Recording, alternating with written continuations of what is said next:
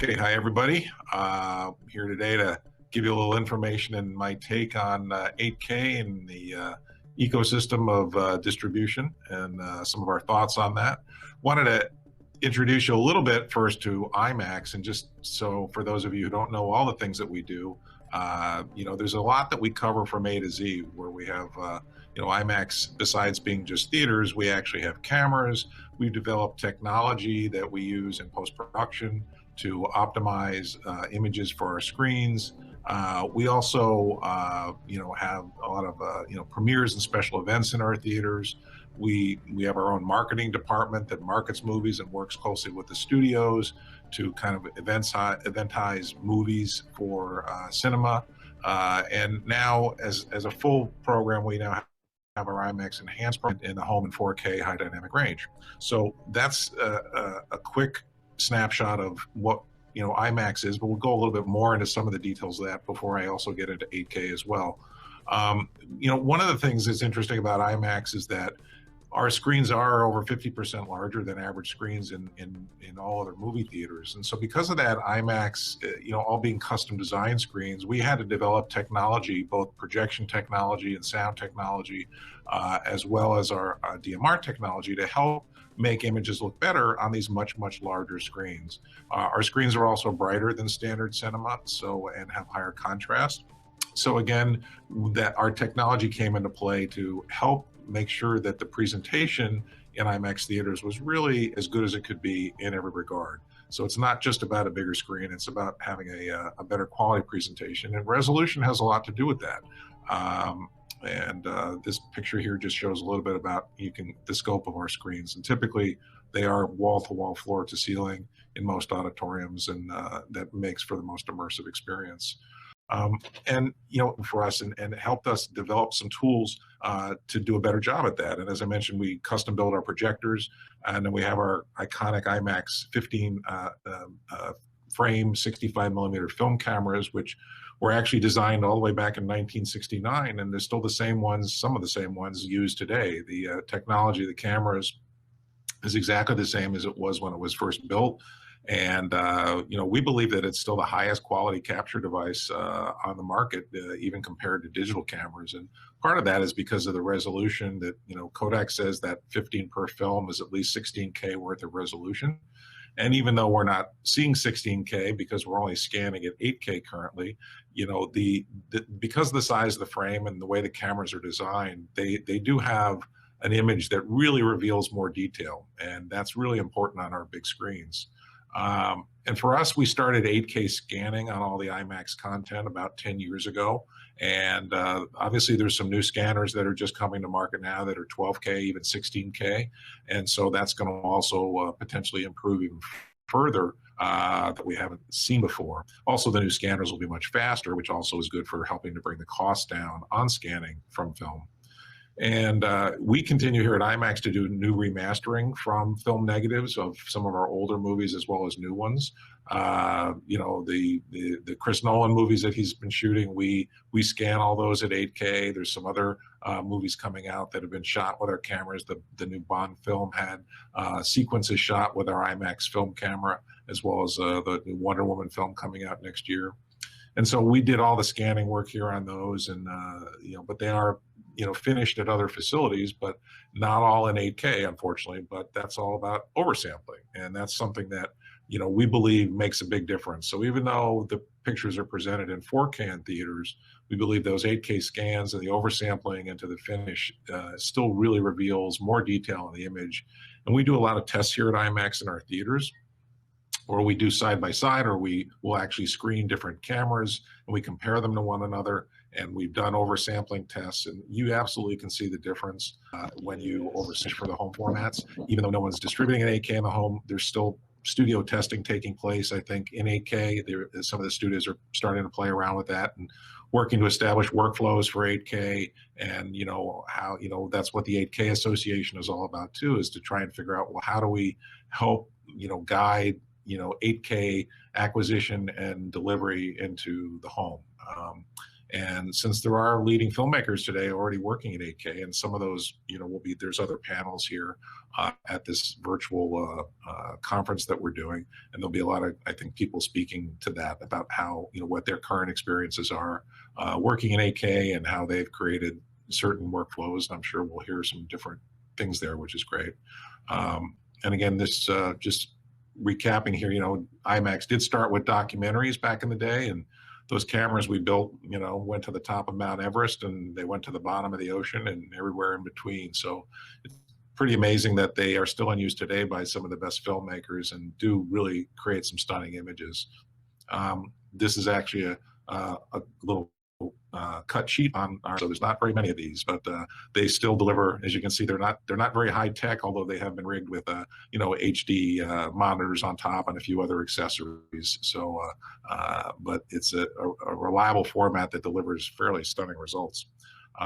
This is also just another shot of the cameras in use on Tenet, and that camera loaded with film and lenses and accessories and a handheld rig can be coming close to almost 80, 90 pounds. So it's a beast, but it actually still, where there's a will, there's a way. And it's pretty amazing if you look at the footage captured on this movie, as well as like on the Bond movie and everything. Some of the stuff they did with these cameras, considering how large they are, is really, truly amazing. So we're very proud of that if you have a chance to see it in our format. And also, I really believe that in tests we've done, when you see stuff like this, that was shot with our camera, even going into the home format, you typically can see a difference in resolution and quality, and you see that kind of pop. So it does carry all the way through the ecosystem.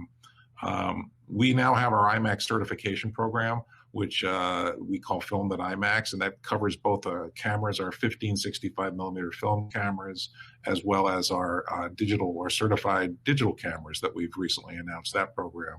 And it's really a program where we work very closely with film to try and create specialized settings in the camera for IMAX. And, really the idea of the program is to, the digital cameras have all gotten so good really the idea of the program is to, the digital cameras have all gotten so good that it's not about one being slightly better than the other. It's about how you use the camera is what's most important. And, we think that with our guidance, we can help filmmakers really make a better looking image in IMAX. And if you can make it look better on a big screen, it's going to look better on all screens. And so that's truly an important part of what we kind of preach here. And the best way to do that is by shooting and testing and reviewing in our theaters. And, now with 8K scanning and 8K, being able to have a branded 8K moniker on your movie, if you will, that's something that I think is going to be very important moving forward as 8K starts to branch out and become a little more prevalent in the industry, kind of a mastered in 8K branding, if you will. I think there's going to be a lot of value to that, and I'll talk a little bit more about that later. So a question, I guess, for some is it worth spending more money on 8K? In my opinion, in our opinion, we think it is. And I think that, as mentioned, while it does cost more to post specifically in 8K, I mean, you can shoot with an 8K digital camera, so that doesn't necessarily cost more to shoot, other than maybe a little bit more storage, but that's not too much these days. But it's really the post cost that can add up. But if you look at a lot of these big movies, it's the cost that you spend on camera packages and post-production and scanning and DI and finishing, those costs are very, very small percentage of the overall budget of these movies. And considering it's really the core visual aspect of the movie, which is it is a visual medium, if you think that having the highest quality capture and finish, one can argue that that's maybe worth an extra 1 or 2% of the picture budget on a movie. And so while in one respect you may say, well, that could be 1 or 2 million more dollars, maybe more. If it's a visual effects heavy movie, then that's going to be potentially more of an issue. Obviously, they struggle to even finish at 4K these days on a lot of big movies. So I look at it as there's ways to have a hybrid approach initially, but to me, skimping on resolution and detail kind of doesn't help you downstream. There's a lot of downstream benefit, I think, to having higher resolution capture and higher resolution finishing. And I think that this, filmmakers and studios, should really look at that and budget the different scenarios and consider, not just what its value is today, but what is the value of having that higher resolution master in the can, as they say, for, future uses of the movies.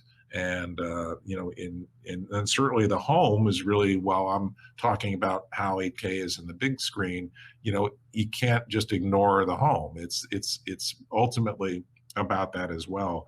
But the experience that audiences have in the big screen and having the knowledge that a movie was shot at this highest resolution and finished in 8K or the highest resolution possible, that should mean something if it's marketed correctly. And I think that that's one of the keys for our industry. I'm old enough to remember the movies in the the 70s and 80s that were the premier flagship roadshow engagements that were either shot in 65 millimeter or certainly they made 65 millimeter prints, and they were the premier engagements. And that studios used to really promote those, and they promoted those as being a better movie going experience. And the people who were into movies knew that, and you would go and you would seek out the movie playing at in the 65 millimeter presentation, and it made a difference. Even if it was a blow up from 35, it still looked better because the projection technology was better. It was better focus. It was steady, more stable. So the same thing holds true, I think, today for digital as well. And as I mentioned, I think there's, that kind of capture and finish provides that future proofing for your project. If you do 8K now, or certainly higher resolution as best you can, and downstream in different markets, you're adding value. And I think while you may say, well, there's no 8K delivery today for anything, it's like, well, there will be. And movies today, one could easily argue that their longevity is not in a theater. Their longevity and lifespan and even money generation comes from after theatrical. So having that higher resolution, master, I think does potentially give you the ability to generate more revenue for that movie in the future.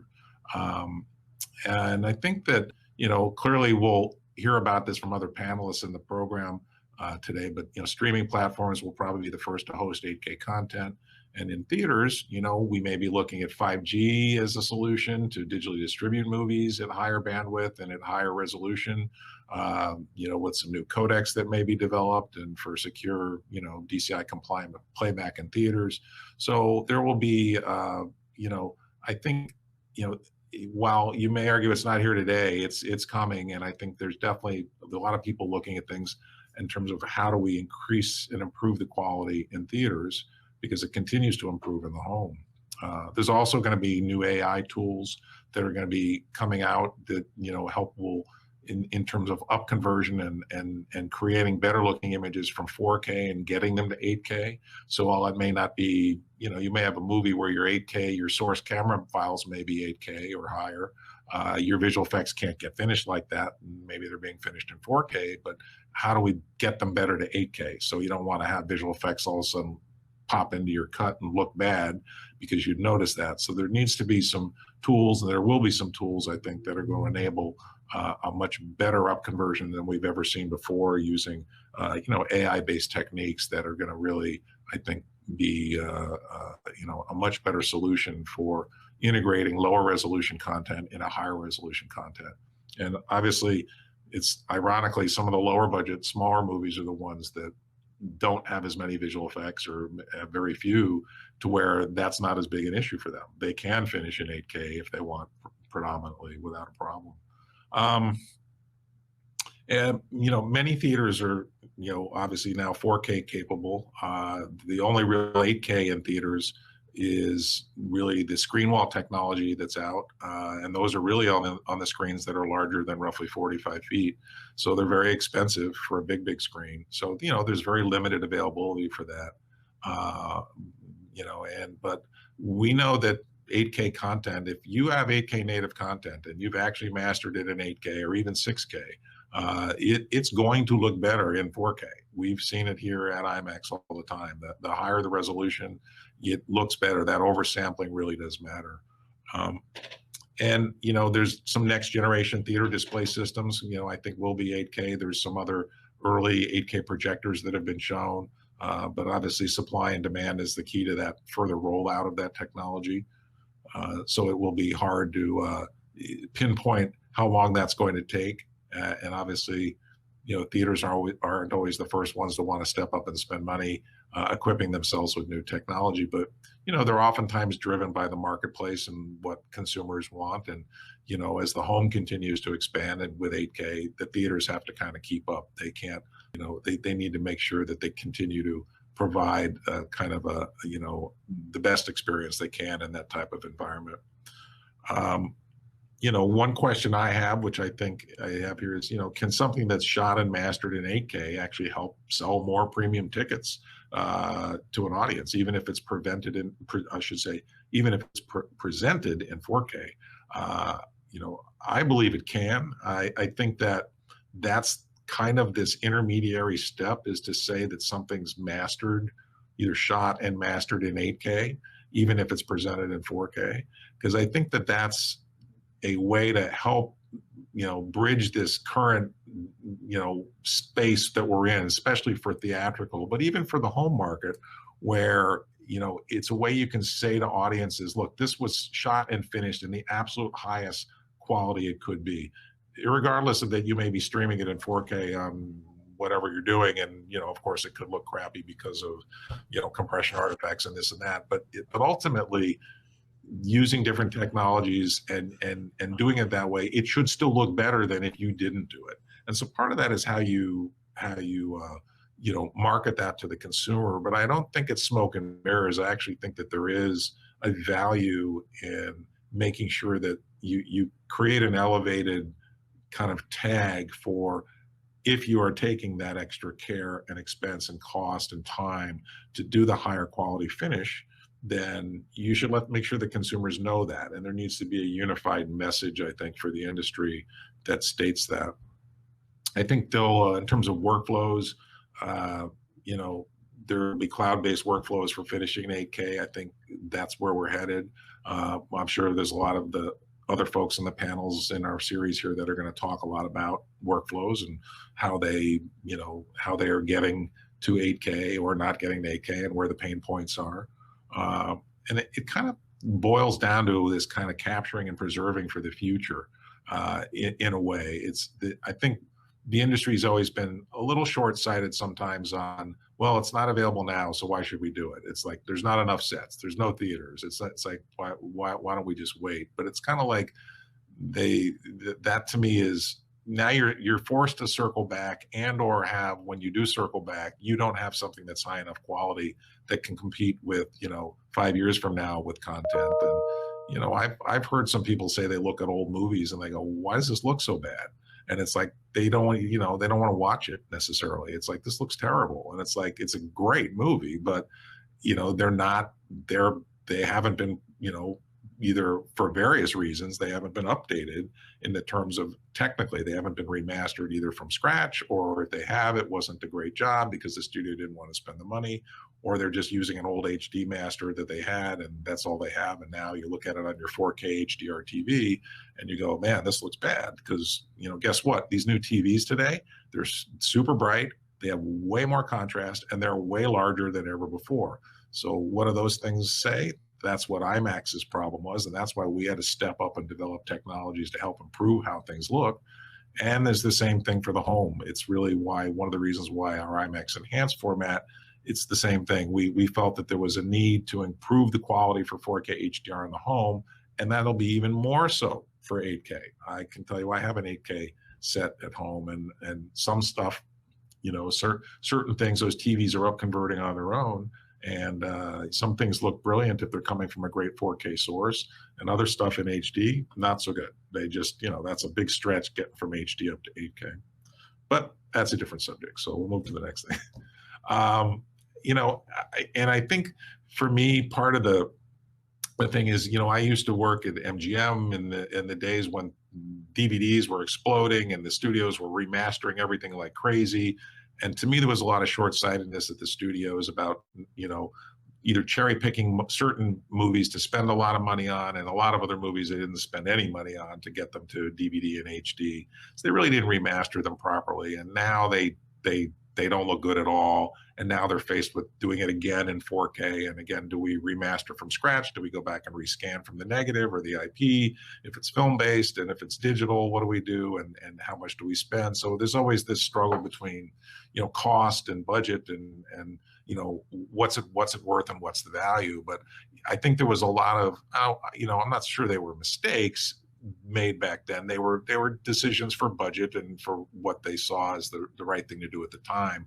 But really, I think, technology as we know now moves a lot faster, and it's 8K's here. The TVs are in the market. The price will continue to come down. There will be more of them. TVs continue to get larger and larger. So it's kind of like, if you're doing movies today, to me, you want to say, look, we got to spend the extra money now. Let's do this the right way, so we don't have to circle back or have an inferior product later, because there will definitely there's going to be,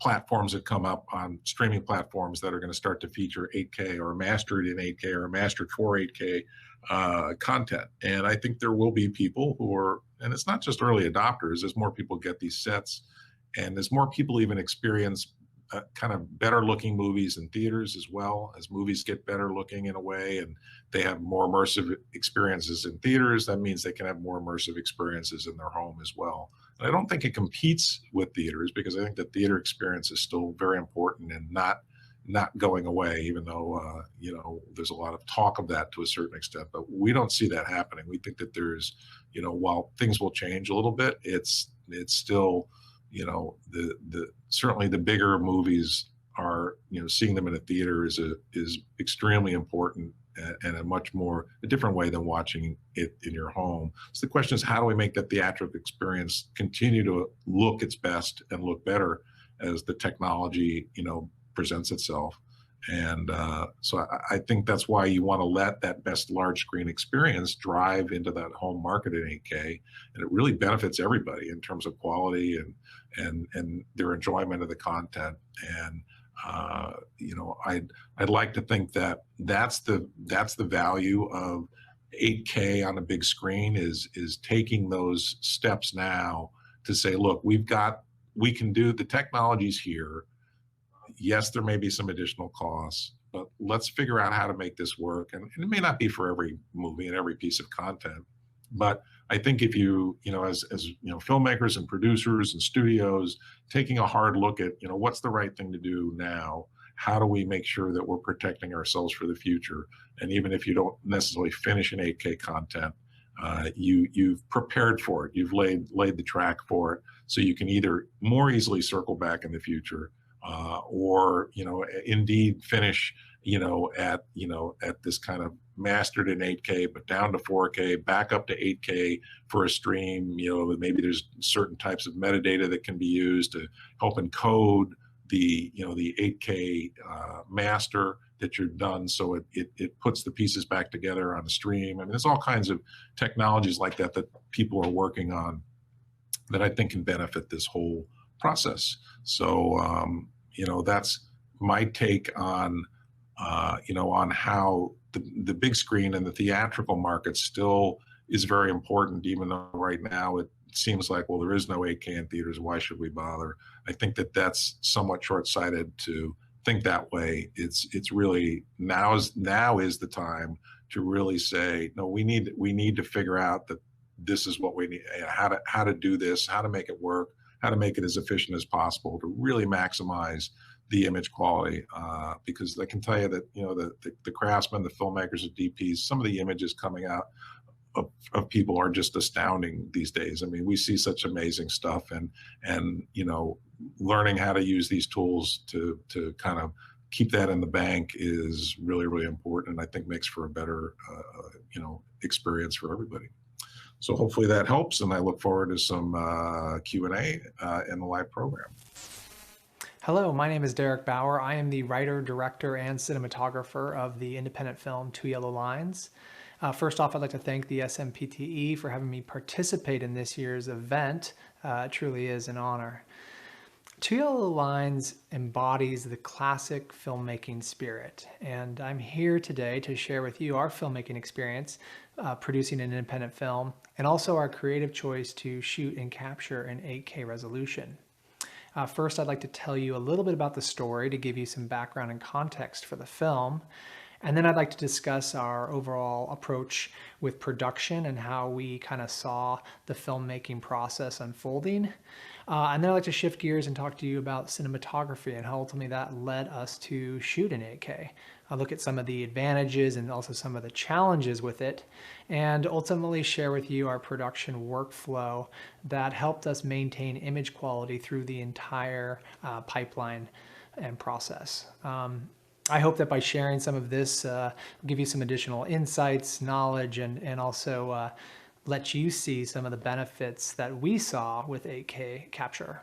Two Yellow Lines is a beautiful story about a strong and determined young girl rising up to face her estranged father, whose tragic loss of his fellow smoke jumper crew members while fighting a blow-up wildfire has left him scarred and detached from the world around him. Traveling on an aging Harley, we follow these two strangers as they journey across the mountains of the western U.S. This film is about the spirit of the open road. It's about small shifts and how those can lead to big changes in our lives. It's about facing the past, learning to forgive, and most importantly, finding a way to move forward. So now I'd like to talk about our actual production and kind of how we went about producing it. First off, Two Yellow Lines was produced by four close friends, Zach Titus, Billy Zeb Smith, Jake Olson, and myself. What began as kind of a group text quickly evolved into a treatment, a script, location scout, casting, wardrobe, props, and I think within about 6 or 7 months from that initial text, we were out in Montana beginning production on our film. So it just kind of all fell into place and came together extremely quickly. We didn't have a big budget. We had some local resources that we knew we could take advantage of. But I think at the end of the day, we just all saw the potential for the story and for the film and knew we could kind of pull it off with very little. For myself personally, I generally try to advocate for the biggest grip and lighting package, camera package, crew size that production can afford and manage.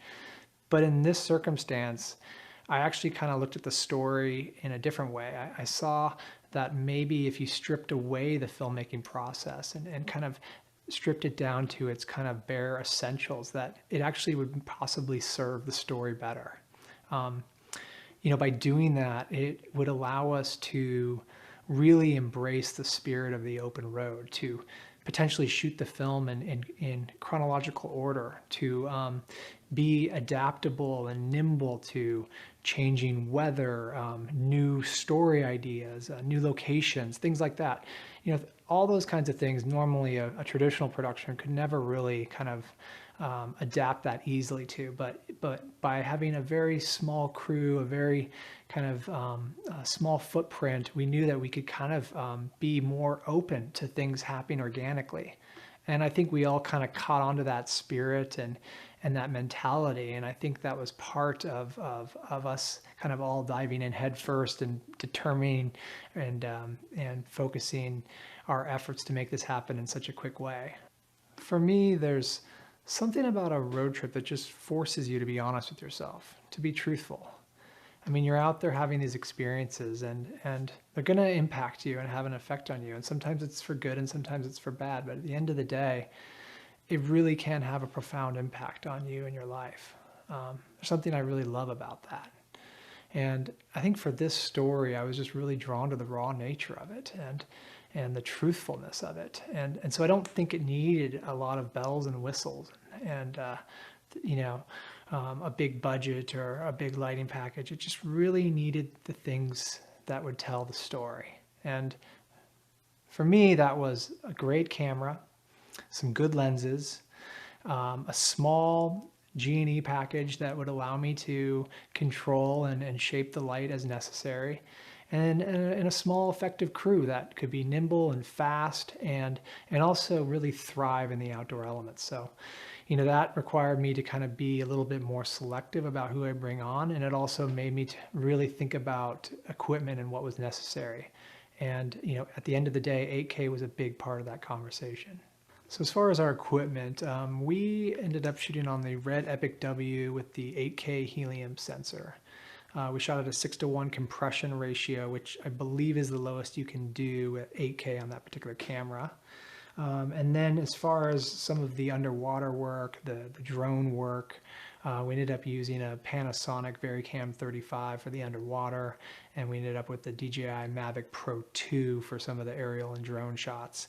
Ideally, we would have been great to shoot those all with the Red camera and 8K, but it just really wasn't in our budget, and those were kind of concessions that we had to make in order to kind of fit within our budget and time constraints. So regarding our shooting schedule, we shot for 23 days for principal photography, and then we did another 9 days of pickups. Our cast and crew was again very small. We had 3 producers that kind of handled literally everything. One director, cinematographer. We had 1 driver. We had a 6-person camera, sound, and grip and electric team, and we had a 12-person cast, and that was pretty much it. All right, so now I want to get into the cinematography and kind of talk about the look that we wanted to achieve and how 8K technology helped us achieve it. For me as a cinematographer, I'm always looking for ways to expand the material and deepen the story, and also looking for ways that I can support, the strengths of the script. And so, for Two Yellow Lines, I really tried to put a lot of those visual ideas right into the scene descriptions themselves. And so when we were out shooting, I could really just look to the script for references and remind myself of kind of how I saw the scene being shot. The core philosophy was to shoot in a very low-key, soft, natural look. I mean, the story of Jack is, somebody who's in a really dark and troubled place, and so we really wanted the film to begin in kind of a more subdued, dim, dark, low contrast, moody kind of world. And as things progress and as his relationship evolves with his daughter, the world starts to brighten up and sun starts to appear. Obviously, it was something that was probably extremely hard to do when you can't really control your environment. But in the end, miraculously, we were able to, really come close to achieving that throughout the progression of the film. So I guess the weather gods were really on our side. As far as framing and composition, I really saw this movie being shot anamorphically. But unfortunately, because of our budget constraints, anamorphic lenses wasn't really going to be an option for us. So again, another reason why 8K made sense for us was that we knew that in post we'd be doing a 2:3:9:1 crop. And having that extra resolution just kind of assured us that we were still going to be getting a really high quality image and not really compromising too much in the end. The other advantage of shooting anamorphic that I saw was that I really wanted the environment to be a part of every frame. I really wanted to feel the world around them. And I think anamorphic lenses can kind of create that effect and help support that. And then kind of combining that with shooting on kind of wider lenses. Our primary lenses that we used was a 24, a 35, and a 50 millimeter. I think we shot 95% of the movie on those 3 lenses. So again, like kind of bringing the audience in a very subjective way and allowing them to experience some of the real emotion, but also kind of at the same time still feeling the world around them. Something else that I wanted to do was play some of the scenes wide to kind of pull back and have this more kind of objective view at times and allow the audience to feel the character's isolation, to allow them to feel the scale and the world around them in a really impactful way. And sometimes just pulling back really gave you that sense of scale that really helped support the story and the journey the characters were on. As I mentioned earlier, we ended up using these Leica R vintage lenses from the 80s, and that kind of helps support that soft, kind of organic film-like look we are going for. There's something about the vintage lenses that when you mix it with the 8K digital sensor, it just kind of takes that digital edge off, kind of softens it a little bit, kind of helps the roll off maybe a little bit. It makes it feel more organic, more film-like. And so when we were initially testing those lenses, we were just really excited about some of the images we were getting out of the camera and how those kind of two things interacted. Also those lenses are uncoated, so from a stylistic standpoint, they offer some really beautiful flares and some blooms when you point them towards light sources. And I think that kind of excited us because it reminded us of some of the films from the 60s and 70s, some of the new wave cinema that was going on, some of the films that inspired us, and we felt like we were creating this kind of timeless and kind of vintage look to our film. So one more thing I want to talk about before we get into 8K capture and our experience using the technology is lighting.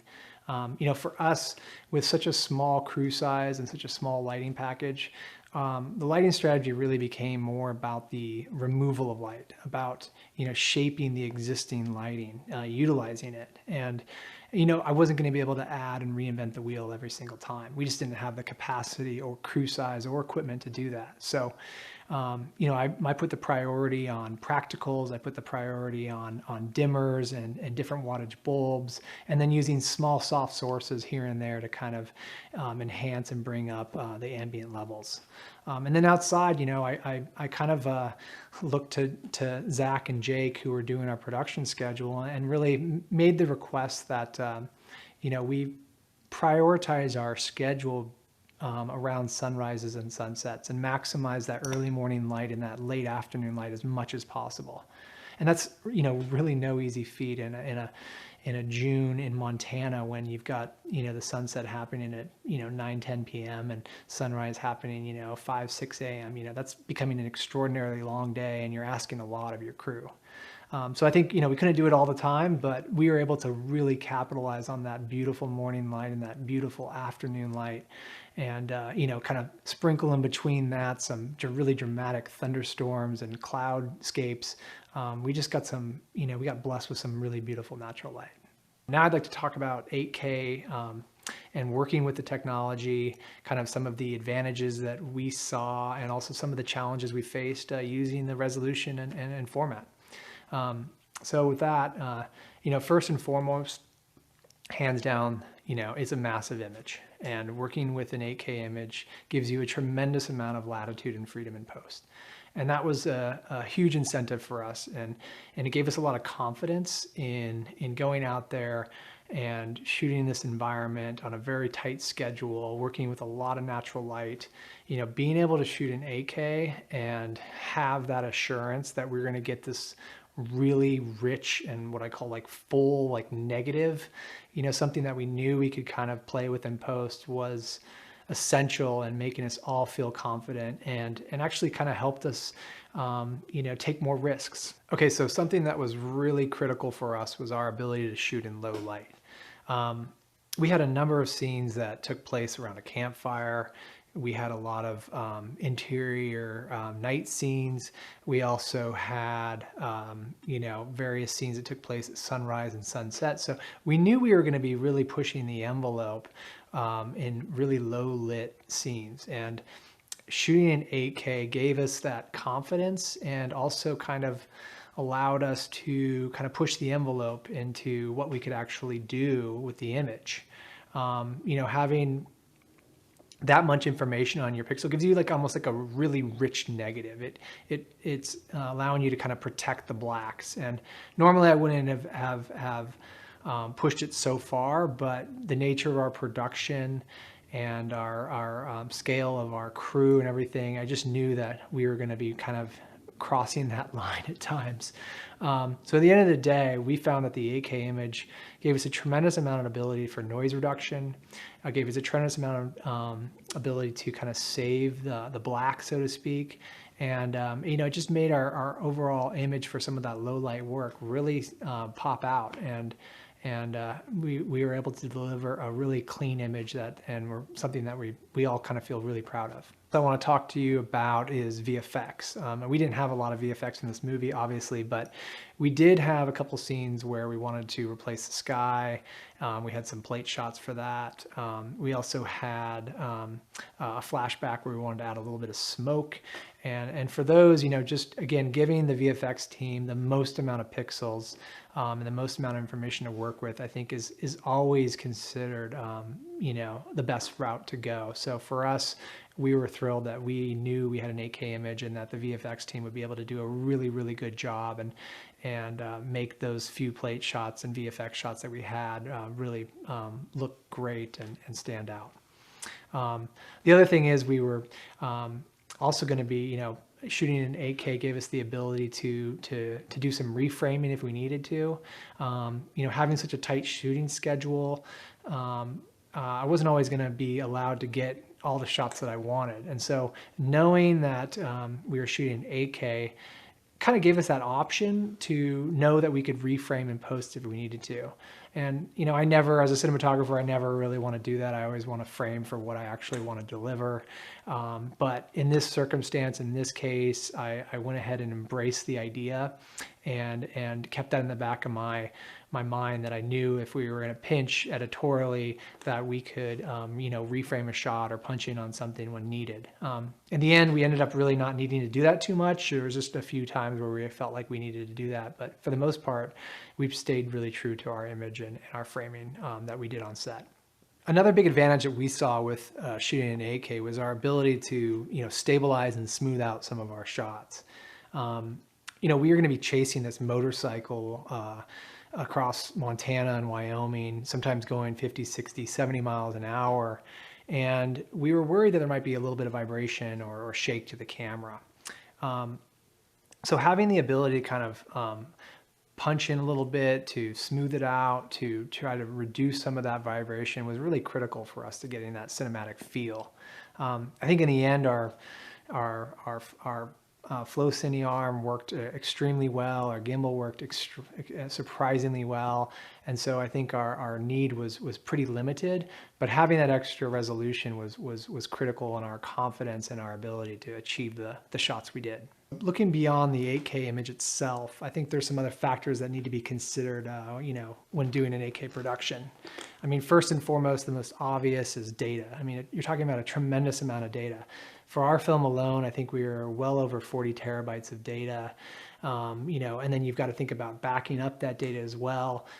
Normally I would advocate for a 3-to-1 ratio, at least 2 backups of the master drive. But in this circumstance, in our case, we were really able to afford to do 1 backup. So, we're taking a little bit of a risk there. And that's something that really needs to be factored in when you're kind of preparing for these types of productions. Another thing is we couldn't really afford to do proxy files or dailies. We had to really think again about storage space and also time. The amount of time that these cards take to offload when you're talking about 500 gigabytes of data per card, it can sometimes take 20 to 30 minutes a card. And so that can really stack up fast. So we just didn't really have the luxury of also doing transcodes or proxy files or creating dailies for us to review. So at the end of the day, I kind of felt like just embracing that and trusting and believing that we were getting what we needed to tell our story, and kind of let go of needing to review everything on set. The other thing for us that we needed to consider was our shooting ratio. And we couldn't just roll to be rolling. I mean, data was expensive, like film was expensive. And we had to look at it that way, that we only had a certain amount of hard drive space. And so we had to be kind of lean each day, which meant that we really needed to be prepared. We needed to know our blocking. We needed to know and rehearse the scene. We needed to kind of step in and be ready to shoot. And so, it's a huge testament to our cast, to our crew. I mean, Zach and Lexi, our 2, main stars of this film, were just absolutely on point. Any given scene, any part of the movie, they could deliver. And that's just a huge testament to their ability. And, really became you know, critical for us to be able to, you know, capture those scenes as quickly as we were able to do and move on. Another thing about, you know, working with the 8K footage is the CPUs. I mean, you're talking about a tremendous amount of raw data and an extremely high resolution. And so, you know, particularly the RED camera, it really requires a lot of CPUs. So, you know, to offload that kind of footage, to work with it in post, you really need to have an advanced system that can handle that kind of footage and move it off quickly. So it's just, again, it's another reason and another consideration when doing an 8K production. And then the last thing that I want to discuss is, you know, some of the added benefits of shooting in 8K that, you know, I doesn't necessarily think about up front, but I recognize kind of in hindsight and kind of looking ahead of where everything is going is like, you know, by us shooting in 8K, we kind of future-proofed our movie. You know, all of a sudden now we have this option that we could go back and produce an 8K HDR version of our movie. And I know that there's places out there that are actually looking for that kind of content. So as far as where everything's going in our industry, you know, the way televisions, the way theaters, the way projection systems and LED walls are being created these days, you know, I think 8K is probably where we're heading. And so knowing that we actually originated our film in 8K is just gives us that assurance that our film can last, you know, for the next generation as well. All right, so the last thing I'd like to share with you is kind of our post-production workflow. In all honesty, the workflow seemed very much similar to any other production I've been on. You know, you shoot in the best possible format, you create proxies for editorial, you go back to the original footage for color grading, VFX, and final outputs and delivery. So in all honesty, working with 8K was pretty straightforward for us. Other than, you know, it required a tremendous amount of data. You know, we needed to make sure the system that we were using had enough CPUs to process the data effectively and in a timely manner.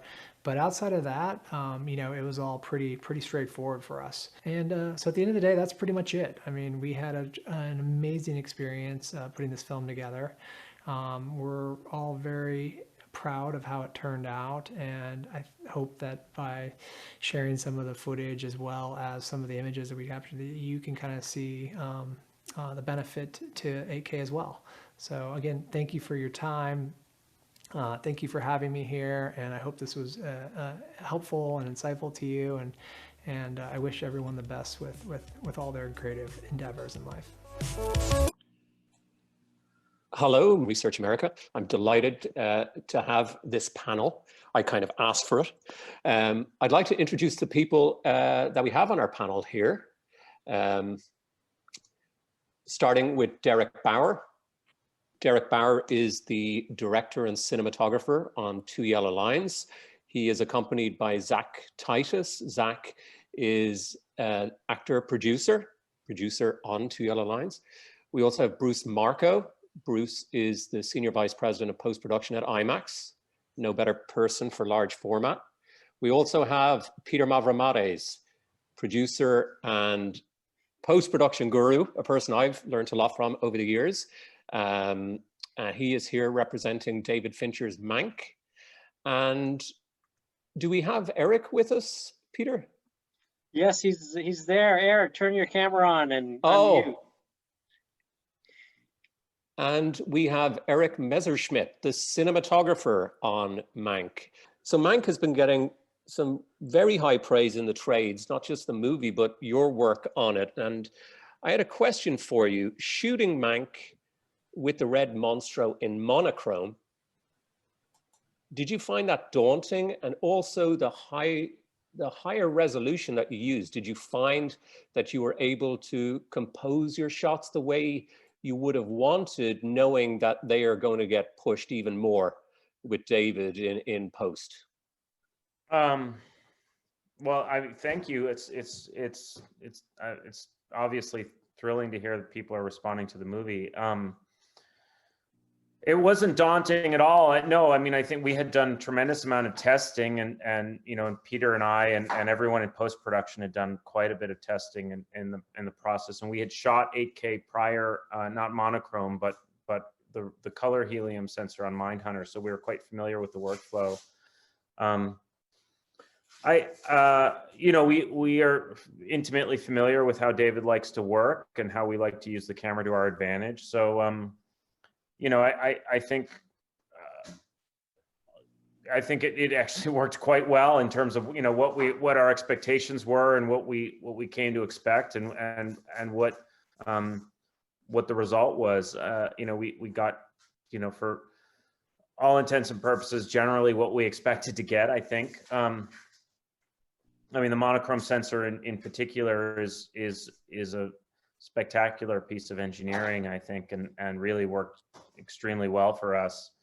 Given that we were doing a black and white movie, we weren't in the very beginning necessarily. At least myself, I was a bit skeptical at first. I expected that there was a possibility that we were going to go color because we might find that the added color information would help us in the DI, and in actuality, I think it took us all of 30 seconds. I remember Peter and David and I were in the theater and we watched the first screening in 4K of the tests we did, and I think all three of us looked at each other and said, okay, well, clearly we're going to shoot on the black and white camera.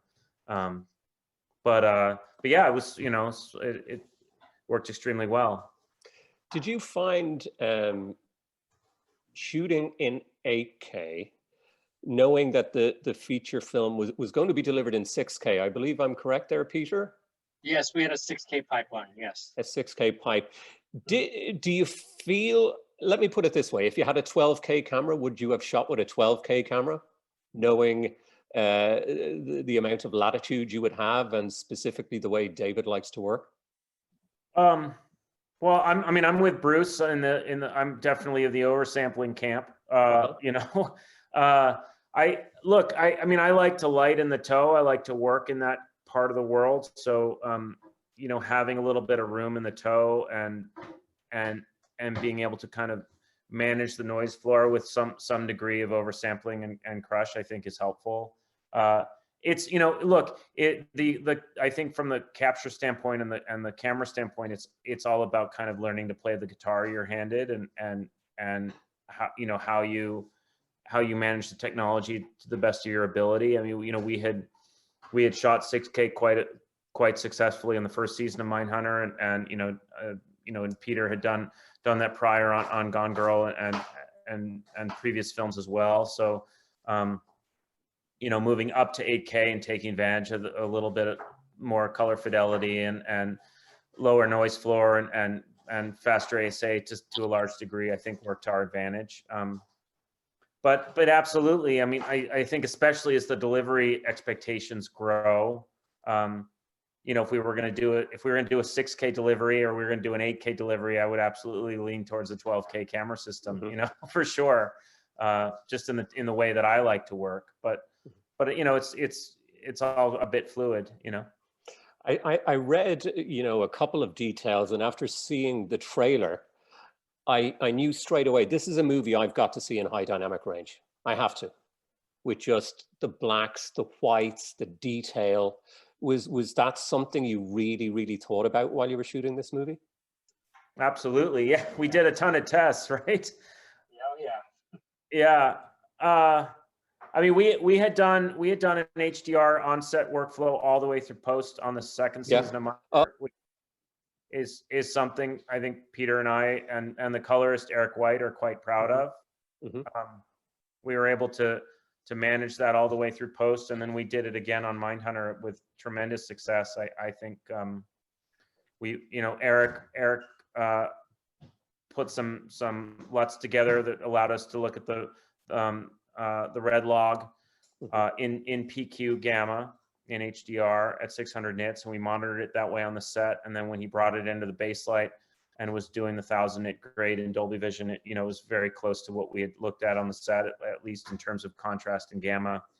I got to tell you, black and white in HDR is pretty spectacular. Oh yeah, it looks phenomenal. So I can't wait for the next opportunity. Maybe in the next 15 years I get to do it once more, but we'll see. But it was pretty amazing to do it that way, and yeah, I hope more productions take that into account. Yeah, I mean, certainly seeing the footage, I think you're going to have a lot of people following in your footsteps here. I'm going to throw this back over to Derek and to Zach. I was walking past the theater and I just saw these vistas, Wyoming and Montana, and I said, I got to sneak into this session and check it out. And I was happy to say they were playing it on cinematic direct view technology. It looked absolutely amazing. But similarly, Derek, this must have been a consideration of yours when you were shooting this, that you could compose these shots. This movie is a love letter, and I think it's really important. Also, if anybody would like to see the 8K trailer in HDR, they can view that on the 8K Association's YouTube channel, and I would recommend that. Derek, please. Yeah, well, thank you. I appreciate that. We're kind of in a different category, being a kind of a low budget independent film, but, our choice to shoot on 8K really came down to the image flexibility and getting the most color data and the most latitude we possibly could get out of a camera. And I had some experience prior working in kind of episodic on, 6K production, and used it commercially as well. And when I really started to kind of love what the red camera could do in 8K was when I had the opportunity to really take that compression ratio down to the lowest possible setting, get the most information and data that I could out of that sensor. And that's when I kind of started to fall in love with shooting with 8K. And when we were talking about this production and how we could make it work, it just really made sense, not only from the ergonomics and form factor of the red camera being kind of small and lightweight, but also just that we were planning to want to capture these beautiful vistas of Montana, and knew that we were going to be dealing with some really dramatic weather, and also working in a really low lit kind of environment. I mean, as Eric was saying, we really wanted to kind of be shooting more in the toe of the exposure levels and pushing how far we could go into the black areas. And so that was a huge consideration that I really didn't want to clip any highlights, and I didn't really want to lose any of the blacks as well. And so, capturing the film in 8K gave us that latitude and that flexibility and confidence to be able to pull off the images we did. And we used a creative LUT as well that we experimented with prior to shooting, and just the combination with the lenses and the 8K sensor gave us these really beautiful images. And for the most part, our color grading was pretty straightforward. That camera did a phenomenal job. The 8K resolution did a phenomenal job. We did not have to do a tremendous amount of tweaking and adjusting in post. It actually, was able to capture all those details. And then just kind of on top of that, like you said, the 8K HDR version of our trailer, having a chance to preview an HDR version of our film just only solidified my love and belief that this technology is the future, because once you see our film in HDR, it just is like night and day difference as far as those extra details in the cloudscapes and kind of what you're seeing into the black. So yeah, we did a test. We did a test on that, and just the information is incredible. Studios now are shooting portions of their movie in 8K. An example of that is part of Jurassic World Dominion, which John Schwartzman is shooting. He's shooting on the DXL2, Panavision's 8K camera, and he's shooting 35 millimeter. I mean, for everybody, but Bruce, I would be very interested to hear what do we think that this is going to start becoming the norm, and how does it play into exhibition? Well, I think there are more and more movies being shot with, the red 8K cameras, and probably maybe some other of the new cameras coming out that may be even higher resolution. So the thing is they're not being finished in 8K. They're really being finished, either in 4K, and in some cases they're actually being finished in 2K. There's still a lot of big movies that are maybe shooting in 8K with the red, but they go right down to 2K for the finish. And a lot of that's driven by visual effects, unfortunately, them struggling to have big visual effects movies finish in higher resolution. both from a time standpoint and a cost standpoint. But, you know, and in cinemas, I mean, cinemas are still, there's a lot of them are still 2K, and then more and more are 4K, which is good. And there's obviously a few screen wall cinemas out there that are, you know, either 8K or, depending on the size, can be 8K. So I think it's going to be a while before we see 8K in cinemas. I think cinemas are not wanting to upgrade, and 8K technology is not quite ready for cinema yet, at least at a price that's you know, financially makes sense to a lot of exhibitors. I mean, that's why I think it needs to rely on higher resolution capture and mastering. And even though in a cinema it may still be played back at 4K, I still think with oversampling, you'll wind up with a better image that way. And, you know, slowly, I actually think what's interesting is you'll see that because of as adoption takes place in the home in 8K more and more, you will then see that drive that kind of kicks theatrical in the butt a little bit to step up and try and upgrade cinemas to come up with a better, you know, higher resolution cinema experience. So it's kind of which one comes first. How do you think direct view technology is going to play into the future of IMAX? Well, I can't necessarily speak for IMAX at this point on that. I mean, I think it's certainly, you know, it has its pros and cons, and I think there's some, you know, there are some, it's a different look than projection. And so there are some filmmakers who may not like that because it definitely has a different look. And I think there are other filmmakers who will like it and may like it better because especially, you know, depending on how you capture your movie, how you finish your movie. So I think it's kind of subjective, and I think that you know, the key is the price point for theaters, you know, both for them and for IMAX in terms of what, you know, what our next gen theater systems may look like. But I think that still remains to be seen. I don't think there's a clear answer at this point on that. Peter, Eric, do you have any input? It would be really interesting, the way that you finished Mank, and really the way you guys have worked for years. You're really pioneering post-production workflow, shooting at a higher resolution, finishing at a higher resolution. Do you see yourselves constantly increasing as resolution makes itself available to you? As long as we can drag high dynamic range along with us, for sure. Yes, yes. You know, and you know, back to oversampling. We've been oversampling for 25 years. I remember even back on the game when we were scanning for visual effects, we would scan, even though they were 2K effects, we were scanning at 3K just to get that last little bit.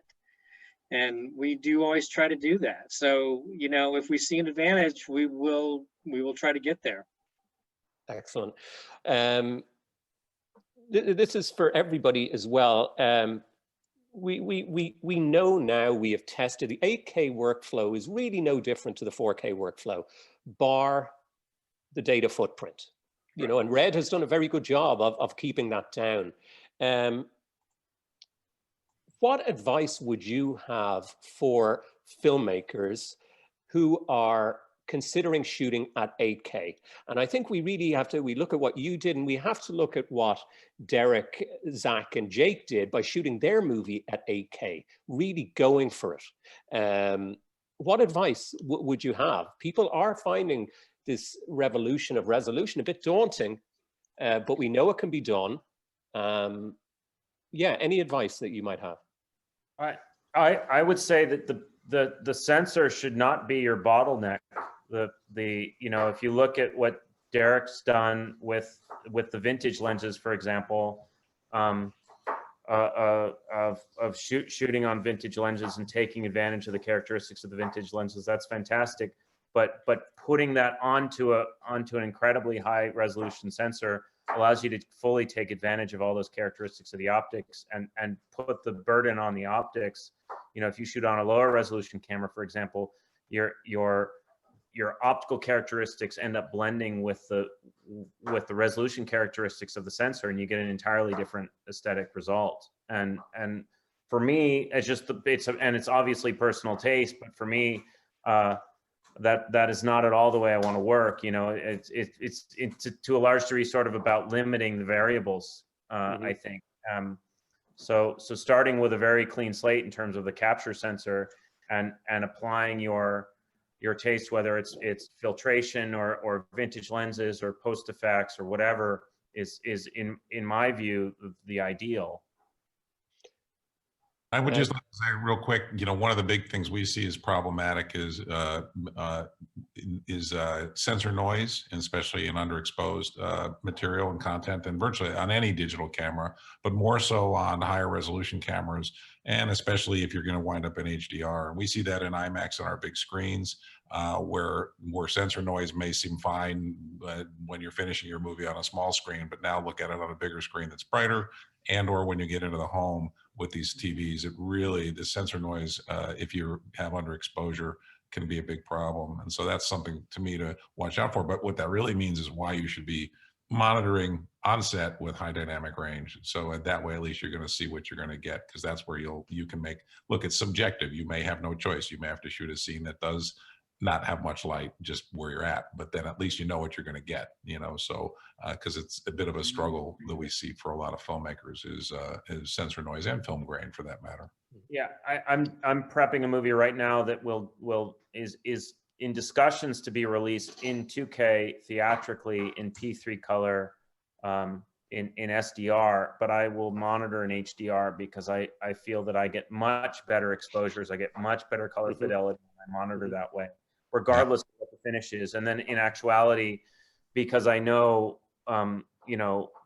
that there will be an HDR finish coming down the pipeline, at least I've put my exposures and I put my balance in the appropriate place, so that when it comes time to do that grade, it will be substantially simpler to grade it that way.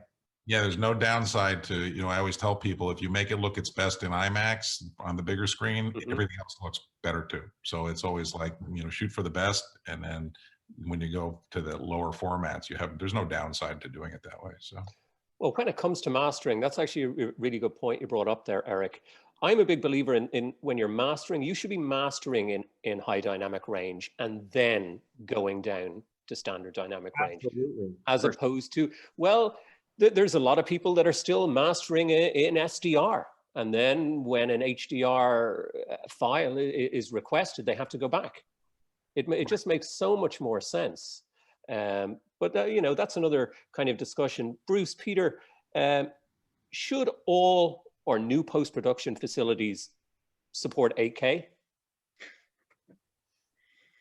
Well, always, newer resolutions, they don't arrive overnight, and people don't build entire houses based on that. We transition gradually, and so they should start to be integrating that. And ironically, you're using the word facilities. In our work, we are our facility. We do our DI in-house. We do our transcoding in-house. We do a certain number of effects in-house. And so, and we have managed, as I said before, we are 6K pipeline. It was that way on, it's been that way for a few years. And I do find that, I understand why it is, it's a lot of investment, but people get there slowly. When we did Girl with the Dragon Tattoo, which we wanted to finish in 4K, once we went out there and talked to VFX companies, there was only one company that did a modest upcharge for 4K delivery. There was another company that was going to have a larger upcharge, but the crew on the side said, we're giving you 4K, no matter what what management says, because it can be done. To say, if we're doing it at home, a facility can do it.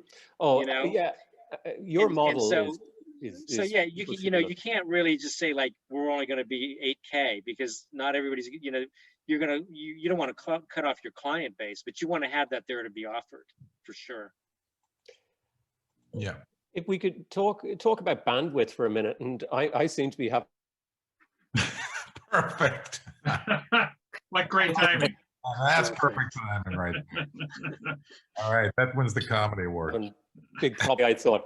That was a good segue. So 5G, the promise of 5G is to allow real-time collaboration and data transfer, large files, including 8K. Now, it is a promise. Now, I truly believe that this is the way post-production, distribution, and even exhibition is going to happen. It's just around the corner. What are everybody's thoughts on that? this change is coming again. And Bruce, you did touch on that, and we have talked about it in the past, but you touched on that in your recorded presentation. Yeah. Oh, and by the way, just so everybody knows, that was the first editor's assembly of my recording. It was supposed to have been edited, and apparently that was, so just in case you were wondering, that was my rambling stream of consciousness. Oh, no. Yeah. I realized I needed a pair of glasses by the end of it. So yeah, I mean, clearly digital distribution is where we are headed. There are several companies out there worldwide that are laying pipe for that and working on getting theaters hooked up. It's they got sidelined because of the pandemic, unfortunately, but yeah, I think you're going to see an acceleration in digital distribution in the coming couple of years, or even in the next year. But you know, it's the key is really, can we get the bandwidth big enough to support, you know, an 8K stream theoretically? And I think you'll see that in some cases, and I think 5G is certainly definitely one of the answers. It's certainly maybe more of an answer into people's homes, believe it or not. You could stream literally off of a 5G phone connected through an HDMI cable to your TV, or hooked up with the Apple AirPlay or something. I mean, there's that may be coming before there's a lot of theaters hooked up that way, but there's definitely the ability with much faster bandwidth to do a lot more stuff, and really not just about resolution, but having much better compression in the home and in theaters too, which is needed for better picture quality, where much more lossless compression than what you currently see now, the way the content's being stepped on for streaming. So I think that'll be another benefit to the better bandwidth in the homes as well. It's all going to be continue to improve picture quality. Des is the poster boy. we didn't get the direct, right?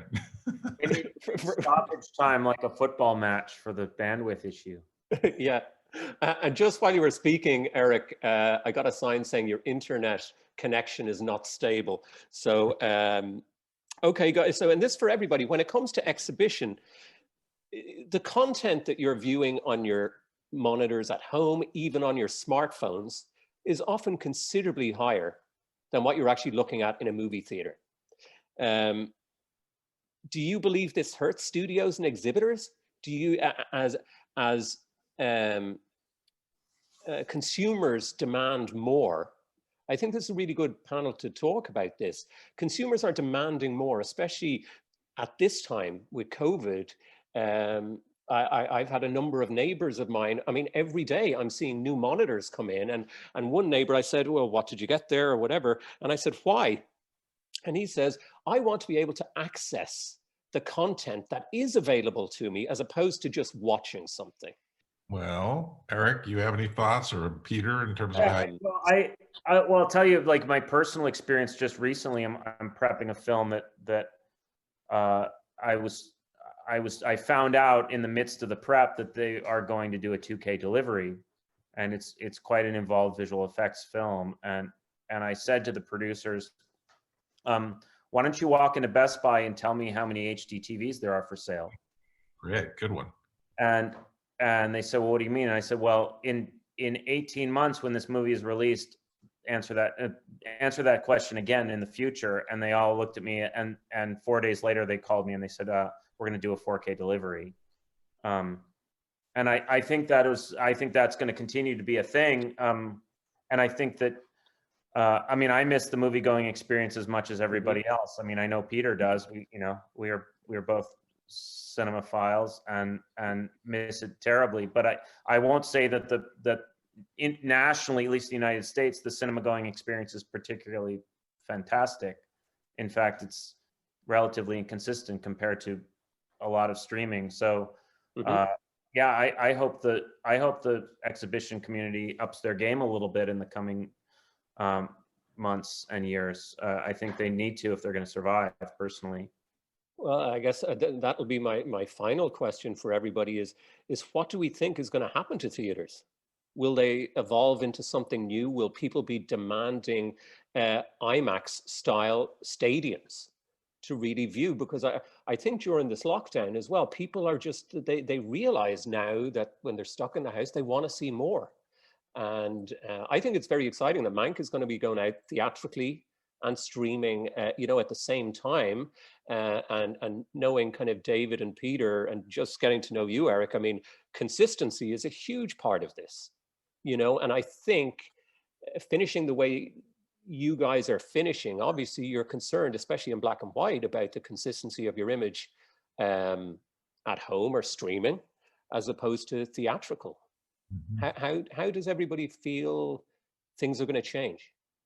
I personally think you've got to advocate for theaters to, I mean, Eric can probably attest to this as well, but it's like, I cringe when people want to have something graded because they're going to be watching it on a phone and it's going to be bright, they're going to be at the airport, and that comes into the conversation when you're grading. When going to the theater, you know, you're guaranteeing that true cinematic, you know, vision of the filmmaker saw. And you see a lot of marketing and advertising talking about that in terms of like, you know, watch it on this and see it the way the director envisioned. And I think we've got to kind of advocate for the space in a dark theater, you know, an all-encompassing image with sound as well, and really bringing in the whole experience, you know, is going to be really important to that. And like I said, my wife and daughter never understand when I want to change the profile on my television to, you know, a cinema profile. Like, what are you doing? You know, stop that, you know. But at the end of the day, I'm trying to tell them this is how it was meant to be viewed, and it's important. And I think we got to recognize that in theaters as well, that's you go there to have that controlled environment and actually see it as it was intended to be seen. And I don't think theater going is going away. I think it'll evolve a little bit, but I think there may be a few less theaters in the future, but I think it'll be more of not tentpole's the wrong word, but more of a special experience for a lot of people to see something on a big screen. It's something that you really can't compete with in the home. It's certainly more immersive. I mean, that's the one thing I'm missing. Yeah.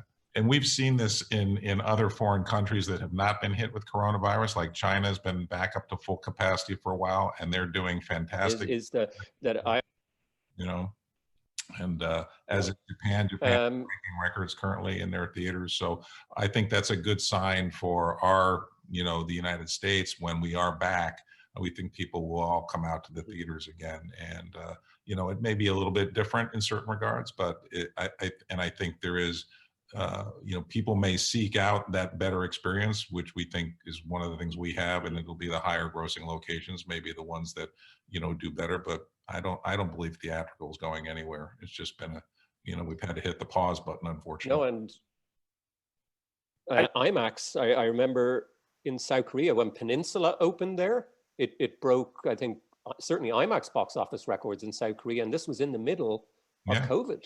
Yeah. So I agree with you. Let me see, actually, I better take a question here let's take a look here. Derek, this one is from a gentleman called Dennis Felton. Derek, he said that the camera visuals held up in post. Did you design a lot in pre-pro?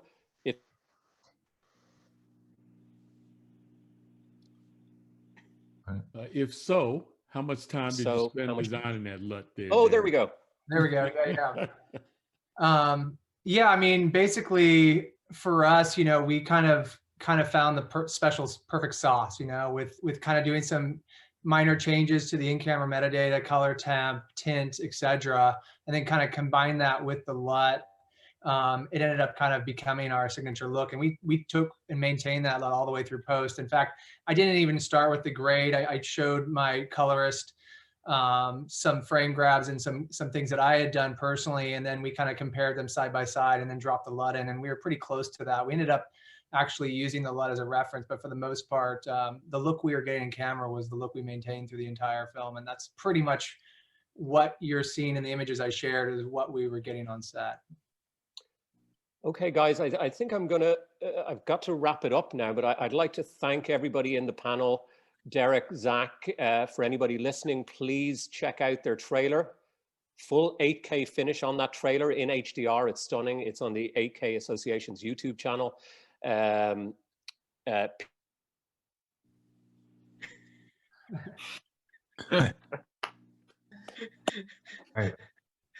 A band with a sense of humor.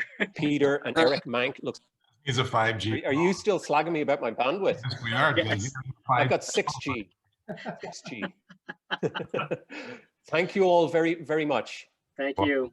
Thank you. Thanks, Nice Dave. meeting everybody. Thank you, everybody. This was awesome. Thanks for having us. Bye now. Thank you. Thanks.